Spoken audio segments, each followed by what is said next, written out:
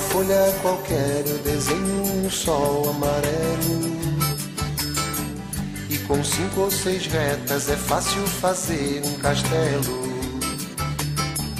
Com o lápis em torno da mão e me dou uma luva, e se faço chover com 2 riscos tem um guarda-chuva. Se um pinguinho de tinta cai num pedacinho azul do papel, num instante imagino uma linda gaivota voar no céu. Vai voando, contornando a imensa curva, norte e sul, vou com ela, viajando Havaí, Pequim, Istambul, pinto um barco a vela, branco navegando, é tanto céu e mar num beijo azul.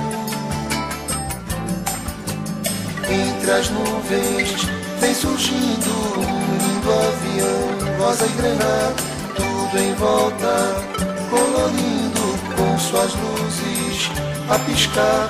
Basta imaginar e ele está partindo, sereno, lindo, e se a gente quiser, ele vai pousar.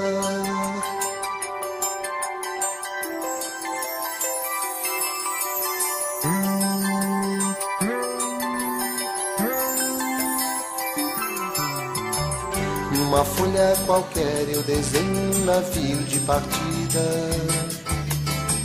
com alguns bons amigos bebendo de bem com a vida.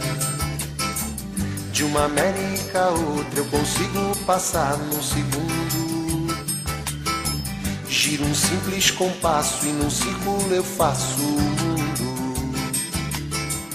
Um menino caminha e caminhando chega no muro, e ali logo em frente a esperar pela gente o futuro está. E o futuro é uma astronave que tentamos pilotar.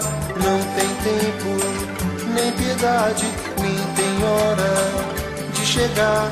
Sem pedir licença muda a nossa vida e depois convida a rir ou chorar. Nessa estrada não nos cabe conhecer ou ver o que virá, o fim dela ninguém sabe bem ao certo onde vai dar. Vamos todos numa linda passarela de uma aquarela que um dia enfim descolorirá. Numa folha qualquer eu desenho um sol amarelo que descolorirá. Com 5 ou 6 retas é fácil fazer um castelo que descolorirá. Giro um simples compasso, num círculo eu faço um mundo que descolorirá.